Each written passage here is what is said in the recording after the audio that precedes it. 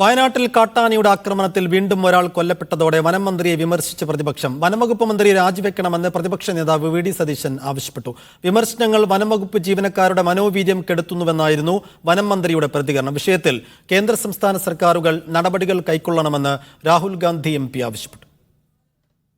അടിക്കടി മൃഗങ്ങൾ കാടിറങ്ങുന്നതും ജീവനെടുക്കുന്നതിലും വ്യാപക വിമർശനമാണ് സർക്കാരിനെതിരെയും വനമന്ത്രിക്കെതിരെയും പ്രതിപക്ഷം ഉയർത്തുന്നത്. മനുഷ്യരെ രക്ഷിക്കാൻ വനംവകുപ്പ് മന്ത്രി ഒന്നും ചെയ്യുന്നില്ലെന്നും കണ്ണും കാതും മനസ്സും മൂടിവെച്ച സർക്കാരാണ് നിലവിലുള്ളതെന്നും സതീശൻ വിമർശിച്ചു. ഇത് ഈ ആന നേരത്തെ ഇറങ്ങിയതാണ്. ഇതിനെ ട്രാക്ക് ചെയ്യുന്നതിൽ പരാജയപ്പെട്ടതാണ്. ഡിപ്പാർട്ട്മെന്റിന്റെ പരാജയമാണ്. വനം വകുപ്പ് മന്ത്രിക്ക് ആ സ്ഥാനത്തിരിക്കാൻ ഒരു യോഗ്യത പോലും ഇല്ല. അദ്ദേഹം ഇറങ്ങിപ്പോണെന്നാണ് ഞങ്ങളുടെ അഭിപ്രായം. വയനാട്ടിലെ വന്യജീവി ശല്യത്തിൽ ഒന്നാം പ്രതി വനമന്ത്രിയാണെന്ന് ടി സിദ്ദിഖ് MLA കുറ്റപ്പെടുത്തി. പ്രശ്നം പരിഹരിക്കാൻ മുഖ്യമന്ത്രി അടിയന്തര യോഗം വിളിച്ച് നേരിട്ട് ഇടപെടണമെന്നും സിദ്ദിഖ് പറഞ്ഞു. ഇതിന്റെ ഒന്നാമത്തെ പ്രതി വനം വകുപ്പാണ്. മന്ത്രി അവിടേക്ക് തിരിഞ്ഞു നോക്കാത്ത മന്ത്രിയാണ്.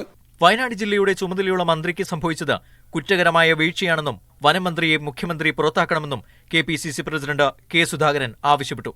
വിമർശനങ്ങൾ വനംവകുപ്പ് ജീവനക്കാരുടെ മനോവീര്യം കെടുത്തുമെന്നും വിമർശിക്കാനോ കുറ്റപ്പെടുത്താനോ ഇപ്പോൾ ഇല്ലെന്നുമായിരുന്നു മന്ത്രിയുടെ പ്രതികരണം. വനംവകുപ്പ് മന്ത്രിക്ക് ആത്മവിശ്വാസമൊന്നും നഷ്ടപ്പെടില്ലെങ്കിലും വനംവകുപ്പിലെ ഉദ്യോഗസ്ഥന്മാരുടെ ആത്മവിശ്വാസം നഷ്ടപ്പെടാനിടയായാൽ അവർക്ക് ആത്മാർത്ഥമായ പ്രവർത്തന കർമ്മപഥത്തിലേക്ക് ഇറങ്ങാൻ വേണ്ടി സാധിക്കില്ല.